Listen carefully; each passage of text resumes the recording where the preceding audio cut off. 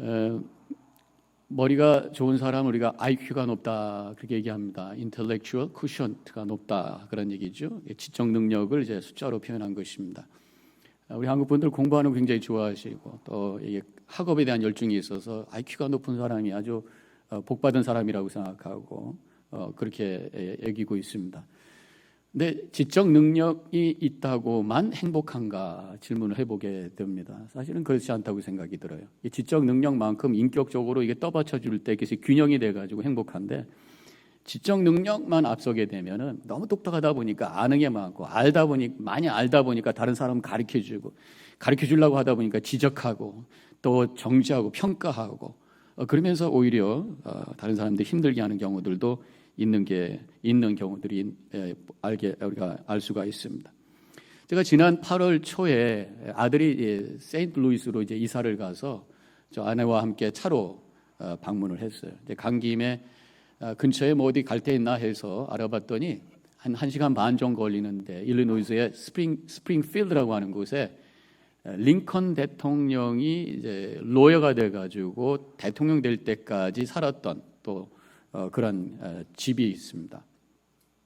그래서 거길 가서 그 뮤지엄도 있고 또 생가도 있고 구경하고 왔는데, 뮤지엄에 갔을 때에 그 링컨 대통령의 이제 개인 생활에 대해서 쭉 여러 가지 뭐 이렇게 인형도 있고 글도 있고 뭐 그런 자료들을 이제 보게 되어서요. 대통령이 역사의 획을 긋는 엄청난 노예 해방과 또 남북 전쟁을 승리로 이끄는 그런 역사를 이루었지만, 또 개인적인 생활로 이렇게 들어가면 굉장히 또 많은 고난이 있었던 사람인 것을 확인하게 됩니다. 10살 때 어머니가 돌아가셨어요. 이제 청년이 되어서 어느 집에서 일하다가 거기에 딸을 사랑하게 되어서 첫사랑이죠. 너무너무 좋아했는데 그 아가씨가 병에 걸려서 죽게 됩니다. 그 시리에 빠졌다가 또 어떤 여자를 만나서 너무너무 사랑해서 이제 결혼을 청혼했는데 무슨 이유인지 아무튼 퇴짜를 맞았어요. 너무 상처를 받아갖고 친구한테 편지를 했는데 난 더 이상 누구를 사랑할 수 없을 것 같다. 그랬다는 것입니다. 그래도 이제 상황이 또 흘러가면서 스프링필드로 와서 로여가 된 다음에 거기에서 이제 메리 타드라고 하는 여자를 만나게 돼요. 그 여자하고 결혼을 해서 4아들을 낳았는데 그 중에 3아들이 죽고 첫째 아들만 엄마보다 더 오래 살았다고 하는 얘기죠. 굉장히 이제 어려운 생활을 했던 사람입니다. 그래서 근데 이 메리 테드라고 하는 여인이 굉장히 똑똑했어요. 공부도 많이 그 당시에 아주 인텔리였습니다. 그래서 정치 얘기도 같이 하고 서로 마음이 통해 가지고 이제 결혼을 생각을 하는데, 문제는 좀 다혈질적인 데다가 히스테리를 부리는 그러한 여인이었다고 하는 것이. 그래서 망설이다가 결국 결혼을 했어요. 근데 결혼 생활이 그렇게 편하지는 않았던 것 같습니다. 제가 그 뮤지엄에 갔을 때 링컨 대통령 가족하고 기념 사진을 하나 제가 찍었어요. 그래서 옆에 껴가지고 이 큰 인형으로 만들어 있더라고요. 가운데 있는 분이 이제 메리 타드예요. 똑똑하신 분인데 굉장히 좀 까칠하시고 그래가지고 링컨 대통령이 굉장히 힘들었다고 합니다. 그리고 이제 애들을 별로 잘 돌보질 않아가지고 애들이 링컨 그때는 이제 변호사였죠. 사무실에 와가지고 막 뛰어노는 거예요. 근데 그 장면이 인형으로 이렇게 연출되어 있더라고요. 그 사진도 제가 준비했는데 그 와가지고 막 아들이 이쪽도 사진이 또 나오진 않았습니다만 또 하나 아들하고 같이 던지고 하면서 이 서류들이 막 날아다니고 그냥 체념한 듯이 링컨 대통령, 그때는 대통령이 아닙니다만 변호사 링컨이 소파에 앉아서 책 읽고 있는 그런 장면이죠. 그래서 이 미국의 작가인 데일 카네기라고 하는 분이 이렇게 말을 했어요. 에브라함 링컨이 암살된 것은 그의 결혼에 비하면 비극이라고 하기엔 부족하다. 그만큼 결혼 생활이 힘들었다. 똑똑한 부인하고 살다가 굉장히 힘들게 지냈다. 그런 얘기입니다. 물론 똑똑하다고 다 그렇게 힘들게 한다는 얘기는 아니에요. 그때 말씀드렸던 것처럼 이 어떤 인격이 함께 어우러졌을 때에 그것이 어떤 능력이 될 텐데 그렇지 않았기 때문에 굉장히 힘들었다는 그런 얘기죠. 그래서 사실은 어떤 지적 능력만 가지고 행복하다 할 수가 없어요. 그래서 요즘에는 이 IQ보다는 EQ가 높은 사람이 행복하다. 이모셔널 코션트가 높다. EQ가 높다고 하는 게 뭐예요? 뭔가 감동할 줄 알고 공감할 줄 아는 그런 사람. 어떤 그림을 본다든가 아름다움을 보면서 와, so beautiful 이렇게 해야 되는데 이건 뭐야? 이렇게 나가면 EQ가 낮은 거죠. EQ가 높은 사람이 함께 기뻐하고 서로 어울려서 행복하게 살 수 있다는 거죠. 근데 보면은 이제 보편적으로 남성보다는 여성들이 EQ가 높다는 거잖아요. 그래서 보면 잘 웃고 또 잘 울고 이게 어떤 감정적인 표현을 많이 하죠. 그러다 보니까 건강해지고 이 감정적으로 표현하면 건강하대요. 그래서 평균적으로 여성들이 남성보다는 7년을 더 오래 사는 좋으시겠습니다. 일단 그게 이제 여성들의 EQ가 높기 때문이다 그런 얘기입니다. 근데 제 생각에는 이제 믿음 생활을 깊게 하는 분들이 EQ가 높게 되어 있다고 믿어요. 왜냐하면 성령께서 역사하실 때 성령이 하는 일이 성경에 보면은 성령의 감동으로 감화와 감동을 할 수 있는 게 바로 영적인 삶이 아니겠습니까? 말씀을 들을 때 깨달아지고 찬양 부를 때 오늘 찬양 부르면서 이게 웬 시끄러운 소리야? 이 EQ가 떨어지는 분이에요. 하나님의 은혜가 깨달아지고 감동이 되고 눈물이 나고 이러한 경험 이게 어떤 영적인 것에서 나오는 거예요. 그래서 근데 이러한 어떤 EQ가 결국은 이 믿음 속에 성령의 감동 속에서 나오는 것이라면 SQ에서 나오는 것이 아닌가. Spiritual quotient. 영적인 어떤 능력이 있는 사람, 영성이 깊은 사람이 결국 EQ가 높은 것이 아니겠는가 그런 생각을 해보게 됩니다. 그래서 저는 이제 SQ라는 단어를 한번 사용해 보겠어요. SQ가 높은 사람, 이런 사람들이 늘 기쁨과 감격 속에 행복하게 살 수가 있다고 하는 것입니다. 이렇게 SQ가 높은 사람은 자기가 감동을 받는 것에서 뛰어넘어서 다른 사람에게 감동을 주는 삶을 살게 되는 것이에요. 그렇게 되면 사람들이 주변에 모이게 되고 함께 더불어 살기 때문에 행복해지는 거죠.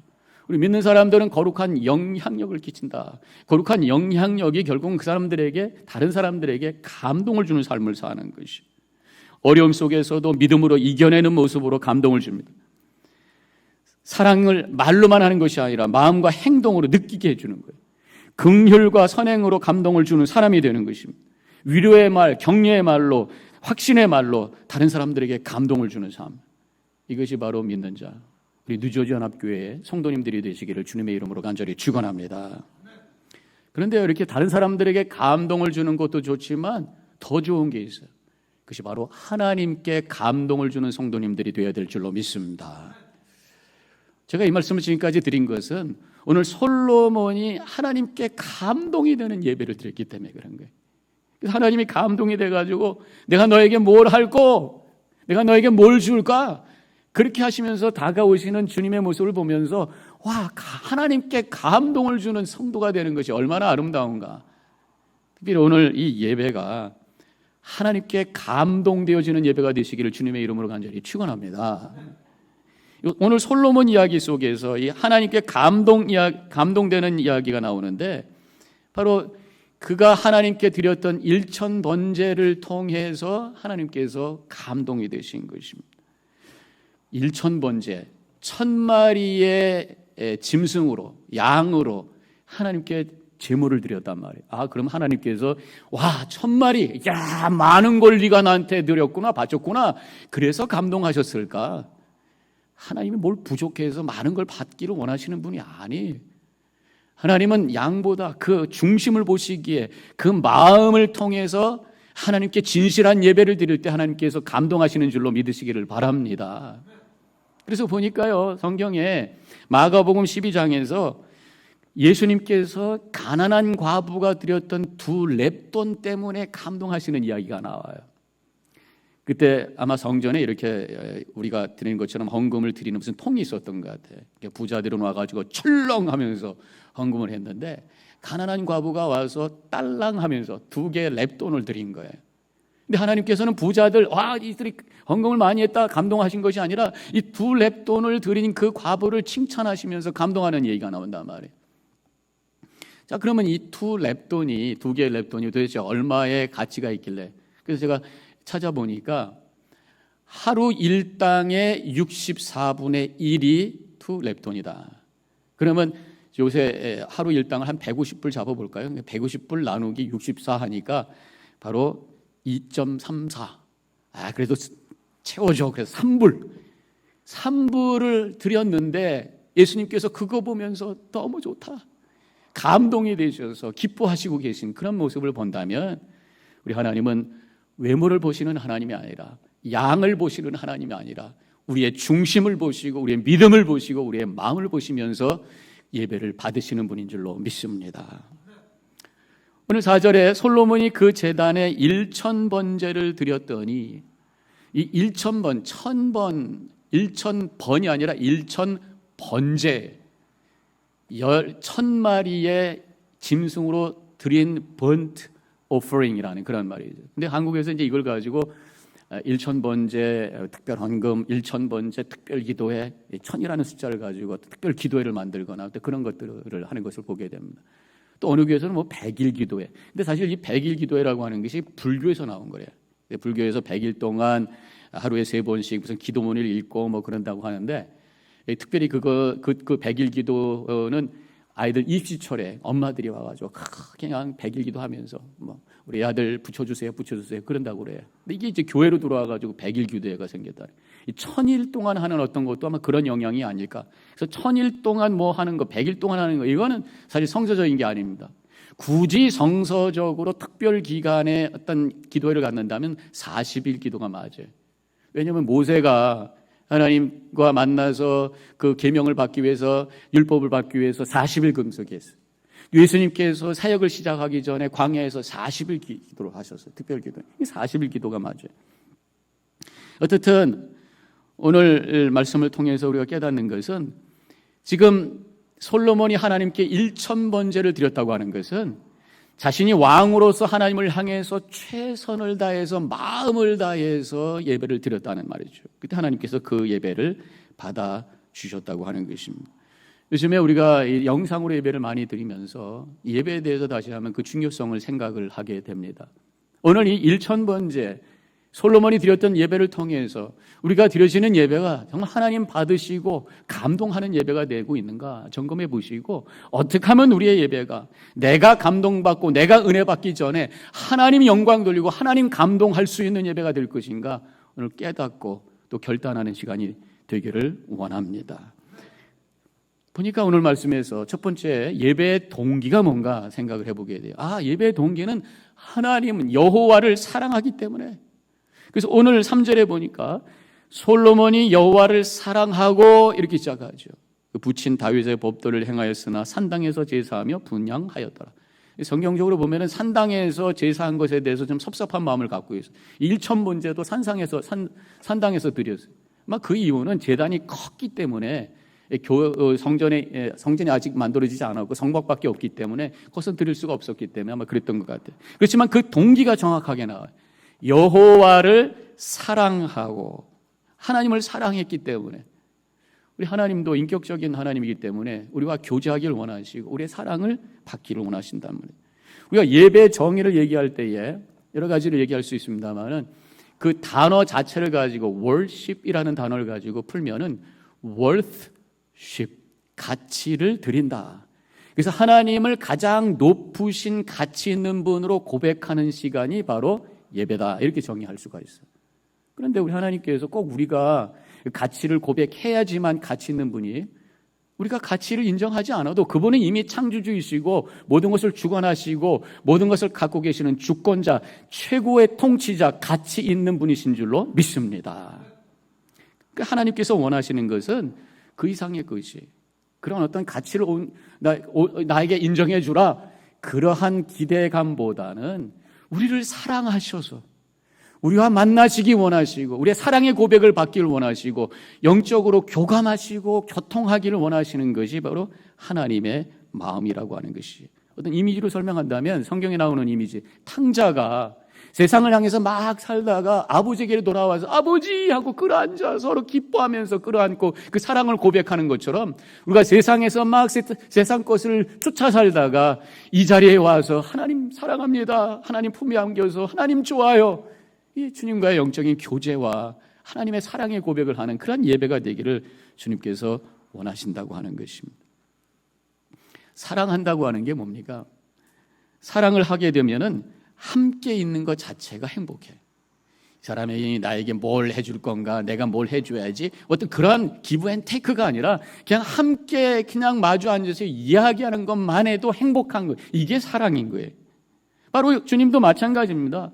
내게 무엇을 줄까? 또 하나님 나에게 무엇을 줄까요? 이것을 떠나서 하나님과 함께 이 자리에서 주님을 바라보고 있는 것이 행복합니다. 감사합니다. 이런 고백을 가지고 나오는 것이 바로 하나님의 사랑에 대한 고백인 것이죠. 하나님은 이 예배를 통해서 우리와 함께 하시기를 원하시는 줄로 믿습니다. 이 사랑이라고 하는 것은요, 마음을 드리는 것이, 마음을 드린다고 하는 것은 상대방을 향해서 전 존재로 다가가는 거예요. 사랑은 나의 일부를 주는 것이 아니라 전 존재를 주는 것입니다. 전 존재를 준다고 하는 게 뭐예요? 상대방만을 생각하고 집중하는 것이 전 존재를 주는 것이고, 그것이 바로 사랑인 거예요. 제가 이 말씀을 준비하면서 언젠가 한번 제가 나눴던 것 같기도 하고요. 1991년 1월 17일 제 딸 생일이에요. 근데 그날이 바로 쿠웨이트에서 이락 전쟁이 시작됐던 날입니다. 그래서 그때 이제 저희 아내가 산통이 와가지고 그 대기실에서 막 아프다고 하면서 할 때 제가 이제 손을 잡고 있어요. 여보, 함께 힘내 막 이러고, 아직은 딜리버리 룸에 들어가기 전이죠. 그러다 보니까 그 이렇게 텔레비전이 있어가지고 손을 잡고 있다가 이락 전쟁이 나요. 역사적인 순간이잖아요. 그래서 텔레비전을 바라보면서 여보, 지금 이락 전쟁이 일어나는 거야. 이 사람은 지금 아파가지고 그런데 저는 이락 전쟁. 그게 이제 저희 아내한테는 이제 환이 돼가지고 조금 섭섭한 일이 있으면 그때 텔레비만 보고 내가 아픈데 안 봤다고 그 얘기를 얼마나 자주 하는지 몰라요. 제가 그때 집중했어야 되는데 그 순간에 잠깐 사랑에 실패를 했던 것 같아요. 사랑은 집중하는 것이다 라고 하는 것이, 바로 예배도 마찬가지입니다. 하나님께 집중하는 것이에요. 오늘 우리가 찬송 드리고 찬양하고 말씀 듣고 이 모든 것들이 하나님을 향해서 집중하기 위한 도구인 것이, 내가 하나님을 향해 집중할 때에 우리 하나님도 우리에게 집중하시는 줄로 믿습니다. 뭘 집중을 하면요, 그게 크게 보여요. 가끔 그 중국 영화를 보면은 파리가 이렇게 지나가는데 젓갈로 탁 잡는 사람이 있고, 파리가 이렇게 지나가니 칼로 탁 잡아요. 이 집중을 하니까 그게 크게 보여가지고 막 잡는다, 그런 얘기입니다. 바로 우리가 예배를 집중하고 하나님을 집중하다 보면은 하나님이 온통 나에게 다가와요. 하나님이 모든 것으로 느껴지게 되고, 그렇게 되면은 또 집중하는 그 대상이 나를 완전히 지배하게 되는 것입니다. 연인을 사랑하게 되면 그 사람에게만 집중하게 되고, 그러다 보면 그 사람의 한마디가 나에게 중요한 것이 되고, 그 사람이 원하는 것을 생각하고 그것을 위해서 움직이게 되는 것이죠. 그래서 내가 무엇을 사랑하고 무엇에 집중하는 거가 굉장히 중요한, 성경에서 돈을 사랑함이 일만하게 악이라고 하는 것, 돈만 집중하니까 그것 때문에 기쁘고 그것 때문에 불행해지고 그것 때문에 씨름하면서 살다가 보면 인생이 행복하지 않다고 하는 거예요. 또 어떤 분이요, 무슨 문제가 생기면 거기다가 이렇게 집중을 해. 그러다 보니까 온통 문제에 묶여가지고 결국 그 문제가 나를 지배하게 되고, 그러다가 그냥 숨이 막혀가지고 푹 빠지면 그게 바로 우울증인 거예요. 그래서 우리는 하나님께 예배는 바로 집중하는 것입니다. 그때 하나님이 더 크게 느껴지고, 하나님의 말씀이 크게 들려지고, 하나님의 말씀이 내 생각과 마음을 바꾸고 삶의 방향을 바꿀 수 있는 능력으로 체험되는 역사가 일어나게 되는 줄로 믿습니다.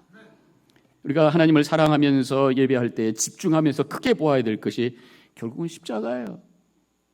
우리 교회 십자가 별로 크지 않아요. 이쪽 밑에 있던 거는 너무 껌껌해가지고 그거는 저 뒤에다가 놨고 다시 위에다가 놨습니다만은, 그러나 우리가 십자가를 집중할 때에 십자가에 달리셔서 우리를 위해서 내가 너를 이만큼 사랑한다 하면서 두 팔 벌려 다가오시는 주님을 바라보면서 그분의 품에 안기고 주님께서 주시는 그 사랑과 은혜로 감격 속에서 드려지는 예배, 그것이 바로 사랑의 동기로 시작된 예배가 되는 줄로 믿습니다.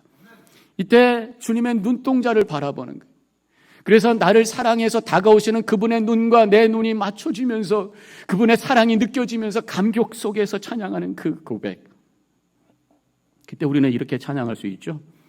하나님 사랑의 눈으로 너를 어느 때나 바라보시고, 하나님 인자한 귀로서 언제나 너에게 기울이시니 어두움에 밝은 빛을 비춰주시고 너의 작은 신음에도 응답하시는, 너는 어느 곳에 있든지 주를 향하고 주만 바라볼지라.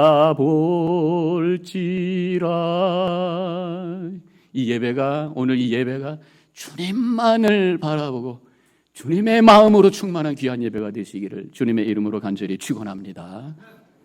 또 한 가지 오늘 말씀을 통해서 어떻게 했길래 하나님의 마음에 감동되는 예배를 솔로몬이 드렸을까? 예배의 동기는 사랑이었어요. 근데 예배의 시작이 감사의 고백이었다고 하는 것을 깨닫게 됩니다. 사실 솔로몬이 지금 왕이 되었는데 왕이 되는 과정이 저절로 된 게 아니에요. 하나님의 은혜가 없으면 될 수가 없었어요. 열왕기 상에 가보면은요, 아도니아라고 하는 다른 형제가 있습니다. 물론 배가 다르죠. 엄마가 다르죠. 제일 큰 형이 죽었어요, 암논이. 압살롬에 의해가지고. 그 둘째인 아도니아가 마땅히 자신이 이제 왕이 되어야 될 거라고 생각이 들었어요. 근데 돌아가는 게 지금 심상치가 않거든요. 그래가지고 다윗의 아버지의 신하들을 포섭해가지고 잔치를 벌리고 자기가 왕으로 어떤 세워지기 위해서 막 준비를 하고 있는 그런 상황. 이것을 알고 나단 선지자가 다윗을 찾아가고 그 솔로몬의 어머니 바세바가 다윗을 찾아가서 지금 이런 상황입니다. 그것을 막 알리게 되죠. 근데 다윗이 솔로몬이 왕이 되도록 명령하게 되면서 그 어떤 위기를 넘겼던 것을 보게 돼요. 만약에 이 순간을 놓쳤다면 솔로몬은 왕이 될 수가 없었을 거예요. 다윗이 만약에 의식을 잃었다던가 그 순간에 세상을 떠났다면 솔로몬이 왕이 될 수 없었을 거예요. 그러나 그 위기를 하나님께서 극복하게 하시고 그 모든 그러한 잘못된 것을 고사를 막아버리시고 왕이 되도록 하신, 이것이 하나님의 은혜라고 깨달아지면서 그가 왕이 된 다음에 1000번째를 드리며 하나님 감사합니다 그러면서 지금 올려드리고 있는 것이 바로 오늘의 이야기인 것입니다. 예배를 시작할 때 무엇보다도 하나님의 은혜를 찾아서 고백하면서 감사의 마음으로 시작돼야 될 줄로 믿습니다. 여러 가지 마음을 가지고 교회에 오실 거예요. 근데 오실 때 다 내려놓고 운전하면서 오실 때 다른 생각하지 마시고 한 주간 동안 하나님께서 나에게 베푸신 은혜가 무엇일까 생각을 해보세요. 생각하면 찾아져요. 생각하지 않기 때문에 찾아지지 않기 때문에 감사하는 그런 삶을 살지 못하는 거예요. 근데 예배 올 때 하나님의 은혜를 찾아보는 거예요. 그래서 예배당에 들어올 때 하나님 감사합니다 그러면서 들어오는 거예요. 시편 기자가 100편 4절에서 이렇게 말합니다. 감사함으로 그 문에 들어가며 찬성함으로 그의 궁정에 들어가서 그에게 감사하며 그의 이름을 송축할지어다. 그 문에, 성전의 문에 들어갈 때 감사함으로 들어가서 하나님을 기쁨으로 찬양할지어다. 여러분들 지난주에 있었던 일을 잠깐 생각을 해보세요. 어떤 은혜가 있어요? 저도 한번 말씀을 준비하면서 생각을 해봤어요. 지난주 수요일날 저녁에 비가 많이 왔습니다. 그 폭풍 속에서도 편안하게 잘 수 있도록 하신 것이 얼마나 감사한지. 근데 저는 그날 날씨가 좀 쓸쓸해지고 그러니까 몸이 좀 으시리시한 게 좀 이상하더라고요. 근데 갑자기 목도 따끔따끔한 것 같고 그래서 내가 이거 바이러스 걸린 거 아니야? 그래서 교회 가가지고 템퍼러처 체크하니까 괜찮은 것 같기도 하고 그래서 걱정한 거예요. 제가 이러다가 만약에 내가 바이러스 걸리면 교회 잠깐 스탑이 돼야 될 것이고 다음 주에 큰 집회가 있는데 못할 여러 가지 상상하니까 걱정이 되는 거예요. 그래서 저희 아내한테 내가 몸이 좀 이상하니까 오늘은 딴 방에서 자자. 그리고 저희 방에서 잤어요. 아침에 딱 일어났는데 머리가 뜨끈이 아니라 아이고 할렐루야 그러고 기쁨으로 일어나는 거예요. 그러면서 하나님 감사합니다. 바이러스가 아니었음을 감사합니다. 그래서 얼마나 제가 감사한지. 만약에 제가 바이러스를 그 다음날 계속 불편했으면 검사를 받았을 것이고 그래서 파서티비가 되었으면 얼마나 복잡해졌을까. 근데 아닌 것이 얼마나 감사한. 등등 여러 가지 우리가 찾아보면요 감사할 것이 많아요. 물론 여러분들 지금 이 자리에 앉아 계신 분들이 목사님 내가 한 주간 얼마나 힘들었는지 아십니까? 그렇게 고백하시는 분도 있을 수도 있어요. 그렇지만 이 자리에 나와서 믿음을 가지고 예배할 수 있다고 하는 것만도 하나님이 나에게 믿음을 주시고 내가 구원받아 하나님의 자녀가 되었다는 것 그 자체만 해도 충분히 감사할 수 있는 조건이 됨을 고백하시며 감사로 찬양하는 예배가 되기를 주님의 이름으로 간절히 축원합니다. 그러한 어려움 속에서도 감사로 고백하는 그 예배를 받으시는 하나님께서 더 큰 감동을 받으실 거예요. 그리고 하나님께서 은혜 베풀어 주실 줄로 믿습니다. 마지막으로 한 가지 더 찾아보면요, 이 예배의 결과가 헌신이었다고 하는 거예요. 어디 오늘 말씀에 헌신이라는 단어가 나옵니까? 이 번제라는 것 그 자체가 헌신의 의미가 있는 것이. 예배가 그 성경에 보면은 대표적인 그 하나님께 드려지는 그 희생 제물이 5가지. 번제, 번트 오퍼링 다 태우는 거예요. 몽땅 다 태우는 거예요. 짐승을. 그다음에 속죄제라고 하는 게 있습니다. 자기 죄를 그 짐승의 머리에다 안수하면서 축복 안수가 아니라 내 죄를 다 쏟습니다. 그다음에 그것을 죽여서 피를 제단에 뿌리고 기름과 내장을 제단에 태우고 다른 부위는 진 바깥으로 나가서 태웁니다. 화목제, peace offering. 그것은 기름만 태워 하나님께 제물을 드린 다음에 나머지 살코기는 함께 나눠 먹는 거예요. 축제를 하는 거예요. 그 다음에 속건제, guilt offering이라고 해요. 다른 사람에게 내가 뭔가 해를 입혔어요. 그럼 하나님께 속죄 제물을 드린 다음에 자기가 돌려주고 거기다가 5분의 1을 더해서 돌려주는.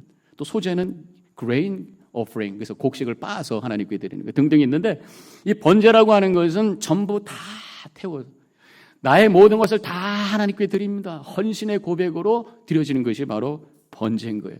일천 번제, 하나님을 향해 내가 다 드립니다 라는 고백 속에서 드려진 예배가 솔로몬이 드린 예배였다고 하는 것입니다. 언젠가 농아를 위해서 사역하시는 목사님이 설교를 하시는데 헌신이라는 단어를 수화로 말씀하시는데 칼로 배를 가르, 그런 모습을 보이시더라고요. 이렇게 기억이 잘 안 나는데 아무튼 배를 가르는 것이 헌신이라는 거예요. 나를 하나님 앞에 다 내려놓습니다. 나의 생명을 드립니다. 내 것을 다 주님 앞에 꺼내놓습니다. 헌신이라는 것은 결국은 내가 그리스도와 함께 죽습니다. 그때 예수님께서 내 안에 살아 역사하심으로 주님께서 하시는 대로 내 삶이 따라감으로 하나님의 뜻을 이루어가는, 이것이 바로 헌신이고 이것이 바로 예배를 통해서 일어나는 결과라고 하는 것입니다. 예배가 끝난 다음에 오늘 설교 말씀 좋아서, 오늘 찬양 좋아서, 오늘 기도 좋았어, 좋았어로 끝나가는 것이 예배가 아니라 오늘 이 예배를 통해서 하나님 내가 이렇게 하겠습니다. 내가 불편했던 그 사람에게 전화해서 미안하다고 하겠습니다. 내가 화냈는데 잘못했다고 하겠습니다. 지금 고난 가운데 그 성도들에게 지금 가서 전화하겠습니다. 내가 중보기도 하겠습니다. 무엇인가 하나님의 뜻을 향해서 나를 드리겠습니다 라고 결단하고 헌신하는 것이 예배를 통해서 일어나야 될 결과인 줄로 믿습니다. 이렇게 주님 앞에 헌신하면서 나아갈 때에 하나님께서 솔로몬을 향해서 내가 내게 무엇을 줄고, 하나님이 너무 감동하셨어요. 그래서 달라는 것도 없는데도 내가 내게 무엇을 줄고 그렇게 하시잖아요. 그때 솔로몬이 하나님 그러면요 나에게 돈도 좀 많이 주시고 더 병력도 많이 주셨다, 힘센 그런 왕이 되게 해주세요. 그렇게 하지 않았어요. 지혜를 구했어요. 근데 성경에 지혜가 어떻게 정의가 되어 있습니까? 바로 잠언서에 보면은 하나님을 두려워하는 것이 지혜의 근본이다. 지혜를 달라고 하는 것은 제가 하나님을 더 두려워하면서 하나님의 뜻 가운데 이 나라를 통치하기를 원합니다 라고 했던 것이 이 솔로몬의 고백인 거예요. 하나님이 너무 기뻐하신 거예요. 그래서 열왕기상 3장 10절에 보니까 솔로몬이 이것을 구하며, 즉 지혜를 구하며 그 말씀이 주의 마음에 든지라, 또 감동이 되셨어요. 그래서 열왕기상 3장 13절에서 내가 또 내게 구하지 아니한 부귀와 영화도 내게 주노니 내 평생의 왕들 중에 너와 같은 자가 없을 것이라. 하나님이 감동을 하셔서 구하지 않은 부와 명예까지도 내가 너에게 주겠다라고 말씀해 주시는 것을 보게 됩니다. 덤으로 복을 받은 거란 말이에요. 저는 여기서 깨달아지는 것이 참된 믿음이라고 하는 게 내가 감동되고 내가 은혜 받고 내가 잘 살고 내가 행복한 것보다 더 먼저 해야 될 게 있구나. 바로 하나님을 감동케 하는 삶을 살아야 될 줄로 믿습니다. 그래서 내가 복을 쫓아다니고 재물을 쫓아다니는 것이 아니라 하나님을 감동케 하는 삶을 살 때에 나에게 복이 쫓아오는 삶을 살게 되는 줄로 믿습니다. 우리 뉴저지연합재단 모든 성도님들, 복을 쫓아다니는 인생이 아니라 복이 따라오는 복된 인생이 되시기를 주님의 이름으로 간절히 축원합니다. 기도하겠습니다. 오늘 말씀을 기억하면서 우리 자신을 되돌아보시기 바랍니다. 하나님께 감동이 되는 삶을 우리가 살고 있는가? 우리의 예배가 사랑이 동기가 되고 감사가 시작이 되고 헌신이 결론이 되는 예배를 내가 드리고 있는가? 점검해 보시고 결단하시기